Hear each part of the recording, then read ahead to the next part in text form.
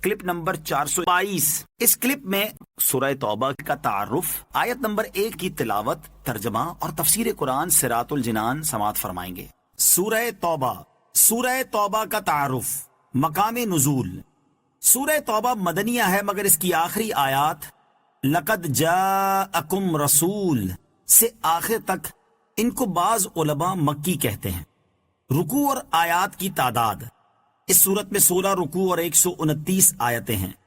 توبہ نام رکھنے کی وجہ، اس صورت کے 10 سے زیادہ نام ہیں، ان میں سے یہ 2 نام مشہور ہیں۔ نمبر 1 توبہ، اس صورت میں کثرت سے توبہ کا ذکر کیا گیا اس لیے اسے سورہ توبہ کہتے ہیں۔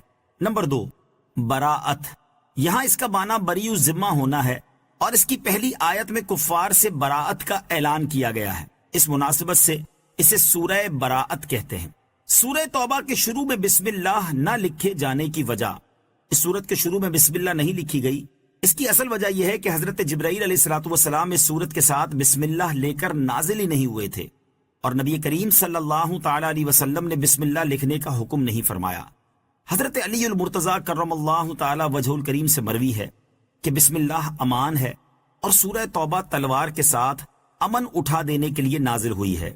صحیح بخاری میں حضرت برہ رضی اللہ تعالی عنہ سے روایت ہے کہ قرآن کریم کی سورتوں میں سب سے آخری سورت سورہ توبہ نازل ہوئی۔ سورہ توبہ کے فضائل۔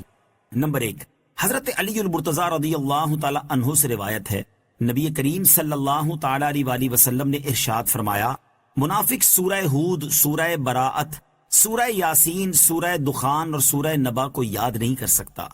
نمبر 2، حضرت جابر بن عبداللہ رضی اللہ تعالی عنہ فرماتے ہیں کہ جب سورہ براءت نازل ہوئی تو حضور پرنور صلی اللہ تعالی علیہ وسلم نے ارشاد فرمایا، میں لوگوں کی خاطر داری کے لیے بھیجا گیا ہوں۔ نمبر 3، حضرت عطیہ حمدانی رضی اللہ تعالی عنہ فرماتے ہیں، حضرت عمر فاروق رضی اللہ تعالی عنہ نے لکھا، تم خود سورہ براءت سیکھو اور اپنی عورتوں کو سورہ نور سکھاؤ۔ سورہ توبہ کے مضامین۔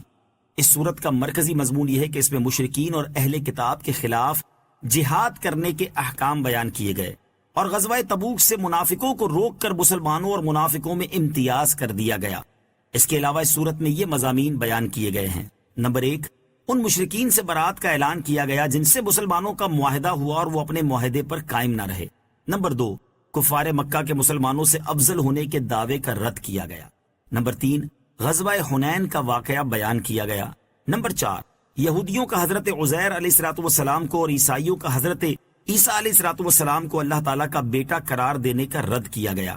نمبر 5، ہجرت کے وقت نبی کریم علیہ السلام اور حضرت ابو بکر رضی اللہ تعالیٰ عنہ کی غار ثور میں ہونے والی گفتگو بیان کی گئی۔ نمبر 6، زکوٰۃ کے مصارف بیان کیے گئے۔ نمبر 7، مسجد درار کا واقعہ بیان کیا گیا اور مسجد قباء کی فضیلت بیان کی گئی۔ نمبر 8، حضرت کعب بن مالک، حضرت ہلال بن امیہ اور حضرت مرارہ بن ربی رضی اللہ تعالی عنہم جو کہ غزوہ تبوک میں حاضر نہ ہوئے تھے، ان کی توبہ کا واقعہ بیان کیا گیا۔ سورہ انفال کے ساتھ مناسبت۔ سورہ توبہ کی اپنے سے ماقبل سورت انفال کے ساتھ مناسبت یہ ہے کہ ان دونوں سورتوں میں اسلامی ملک کے خارجی اور داخلی اصول بیان کیے گئے، صلح اور جنگ کے احکام، سچے مومنین، کفار اور منافقین کے حالات بیان کیے گئے، دیگر ممالک کے ساتھ ہونے والے معاہدوں اور عہد و پیمان کے احکام بیان کیے گئے۔ البتہ سورہ انفال میں مسلمانوں کو معاہدے پورے کرنے کا حکم دیا گیا تھا، اور سورہ توبہ میں یہ حکم دیا گیا ہے کہ اگر کفار کی طرف سے عہد شکنی کی ابتدا ہو تو وہ بھی ان کے ساتھ کیے ہوئے معاہدے توڑ دیں۔ نیز دونوں صورتوں میں مشرکین کو مسجد حرام سے روکنے کا حکم دیا گیا، راہ خدا میں مال خرچ کرنے کی ترغیب دی گئی، مشرکین اور اہل کتاب سے جہاد کرنے پر تفصیلی کلام کیا گیا، اور منافقوں کی خصلتیں بیان کی گئی ہیں۔ براءۃ من اللہ ورسولہ الی الذین عاہدتم من المشرکین۔ ترجمہ، یہ اللہ اور اس کے رسول کی طرف سے ان مشرکوں کی طرف اعلان براءت ہے جن سے تمہارا معاہدہ تھا۔ براءۃ، براءت کا اعلان ہے۔ مشرکین عرب اور مسلمانوں کے درمیان عہد تھا، ان میں سے چند کے سوا سب نے عہد شکنی کی، تو ان عہد شکنوں کا عہد ساقط کر دیا گیا، اور حکم دیا گیا کہ 4 مہینے وہ امن کے ساتھ جہاں چاہیں گزاریں، ان سے کوئی تعرض نہ کیا جائے گا۔ اس عرصے میں انہیں موقع ہے کہ خوب سوچ سمجھ لیں کہ ان کے لیے کیا بہتر ہے اور اپنی احتیاطیں کر لیں اور جان لیں کہ اس مدت کے بعد اسلام منظور کرنا ہوگا یا قتل۔ یہ سورت 9 ہجری میں فتح مکہ سے 1 سال بعد نازل ہوئی۔ رسول کریم صلی اللہ تعالی علیہ وسلم نے اس سال حضرت ابوبکر صدیق رضی اللہ تعالیٰ عنہ کو امیر حج مقرر فرمایا تھا، اور ان کے بعد حضرت علی المرتضیٰ کرم اللہ تعالیٰ وجہ الکریم کو حاجیوں کے مجمع میں یہ سورت سنانے کے لیے بھیجا۔ چنانچہ حضرت علی المرتضیٰ کرم اللہ تعالیٰ وجہ الکریم نے 10 ذوالحجہ کو جمرہ عقبہ کے پاس کھڑے ہو کر ندا کی، یا ایھا الناس، اے لوگوں، میں تمہاری طرف رسول کریم علیہ الصلوۃ والسلام کا بھیجا ہوا آیا ہوں۔ لوگوں نے کہا آپ کیا پیام لائے ہیں؟ تو آپ کرم اللہ تعالیٰ وجہ الکریم نے 30 یا 40 آیتیں اس سورت مبارکہ کی تلاوت فرمائیں، پھر فرمایا میں 4 حکم لایا ہوں۔ نمبر 1، اس سال کے بعد کوئی مشرک کعبہ معظمہ کے پاس نہ آئے۔ نمبر 2، کوئی شخص برہنہ ہو کر کعبہ معظمہ کا طواف نہ کرے۔ نمبر 3، جنت میں مومن کے سوا کوئی داخل نہ ہوگا۔ نمبر 4، جس کا رسول کریم علیہ الصلوۃ والسلام کے ساتھ عہد ہے وہ عہد اپنی مدت تک رہے گا، اور جس کی مدت معین نہیں ہے اس کی میعاد 4 ماہ پر تمام ہو جائے گی۔ مشرکین نے یہ سن کر کہا، اے علی کرم اللہ تعالی وجہ الکریم، اپنے چچا کے فرزند یعنی سید عالم علیہ الصلوۃ والسلام کو خبر دے دیجئے کہ ہم نے عہد پس پشت پھینک دیا، ہمارے ان کے درمیان نیزہ بازی اور تیغ زنی کے سوا کوئی عہد نہیں ہے۔ حضرت ابوبکر صدیق رضی اللہ تعالیٰ عنہ کی خلافت کی طرف اشارہ۔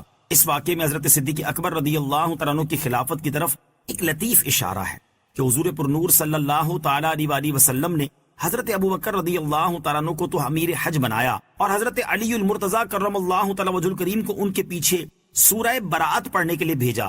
تو حضرت ابوبکر رضی اللہ تعالیٰ عنہ امام ہوئے اور حضرت علی المرتضیٰ کرم اللہ تعالیٰ وجہ الکریم مقتدی۔ اس سے حضرت ابوبکر رضی اللہ تعالیٰ عنہ کی تقدیم حضرت علی المرتضیٰ کرم اللہ تعالیٰ وجہ الکریم پر ثابت ہوئی، اور خود حضرت علی المرتضیٰ کرم اللہ تعالیٰ وجہ الکریم نے حضرت ابوبکر صدیق رضی اللہ تعالیٰ عنہ کی امامت و خلافت کے متعلق فرمایا، رسول کریم صلی اللہ تعالیٰ علیہ وسلم نے حضرت ابوبکر صدیق رضی اللہ تعالیٰ عنہ کو نماز پڑھانے کا حکم دیا، اور میں وہاں حاضر تھا، غائب نہیں تھا، اور نہ ہی مجھے کوئی مرض تھا، تو ہم نے انہیں اپنی دنیا کے لیے پسند کر لیا، جنہیں حضور اقدس صلی اللہ تعالیٰ علیہ وسلم نے ہمارے دین یعنی نماز کے لیے پسند فرمایا تھا۔